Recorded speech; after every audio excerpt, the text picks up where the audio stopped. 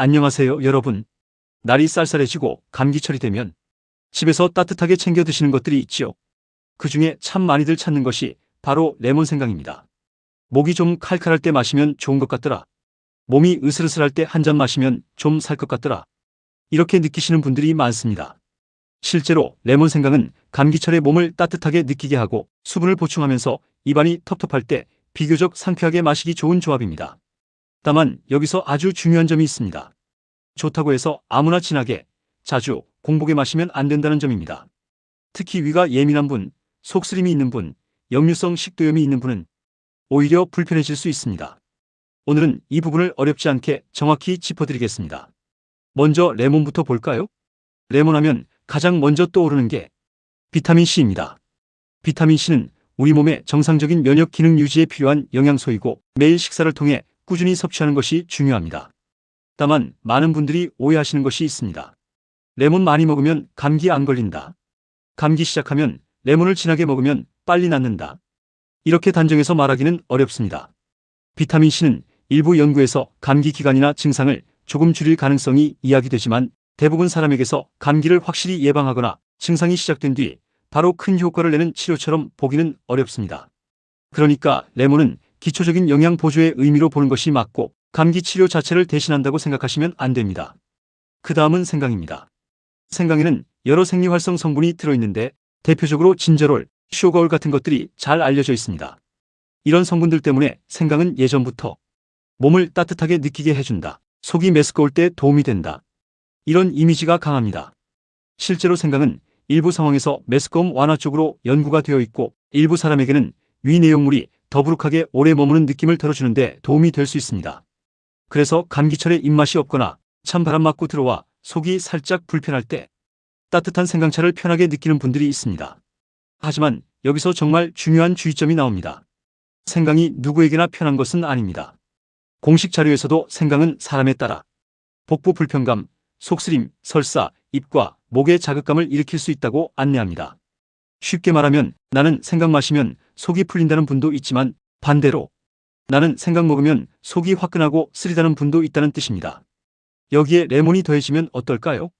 레몬은 산성식품입니다. 그래서 평소 위가 튼튼한 분에게는 큰 문제가 없을 수 있지만 역류성 식도 질환이 있거나 속쓰림이 잦거나 신물이 올라오는 분에게는 레몬 같은 감귤류가 불편을 키울 수 있습니다.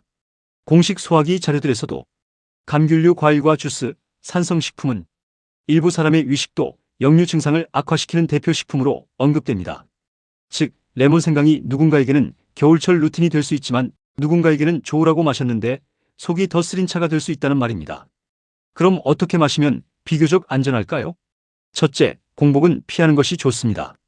아침에 빈속에 진한 레몬즙, 진한 생강즙을 바로 마시는 습관은 위가 예민한 분에게 꽤 부담이 될 수 있습니다.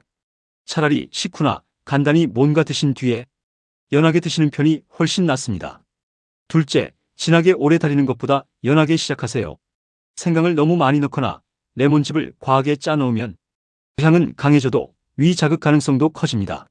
처음에는 뜨거운 물 한 컵에 생강은 얇게 한두 조각 정도, 레몬은 한두 조각 또는 소량만 넣어서 내 몸 반응을 보는 것이 좋습니다.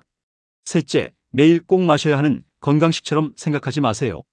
몸에 맞는 분은 감기철에 따뜻한 음료 루틴으로 활용할 수 있지만 마셨을 때 속이 쓰리거나 트림이 늘고 신물이 올라오면 그건 나와 안 맞는 신호일 수 있습니다. 좋은 음식도 내 몸이 불편해하면 양이나 빈도를 줄여야 합니다. 넷째, 약 드시는 분은 특히 조심하셔야 합니다. 생강은 약과 상호작용 가능성이 거론되어 왔고 공식 기관들도 약을 복용 중인 경우 생강이나 다른 허브 제품을 시작하기 전에 의사, 약사와 상의하라고 안내합니다.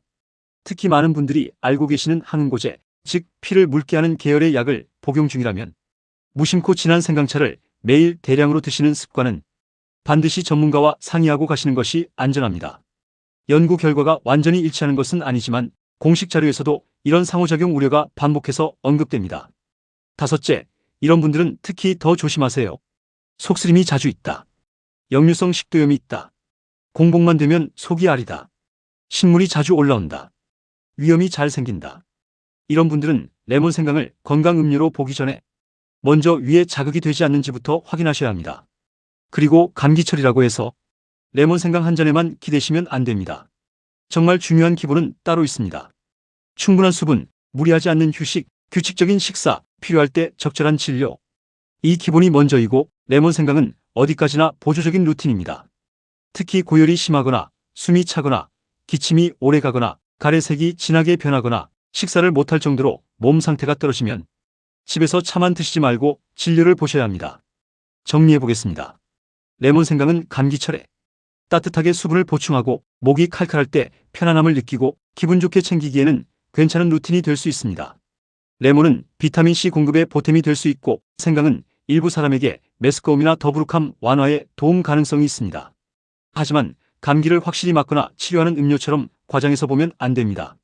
그리고 가장 중요한 것, 위가 예민한 분에게는 오히려 속쓰림과 자극이 될 수 있다는 점 꼭 기억하셔야 합니다.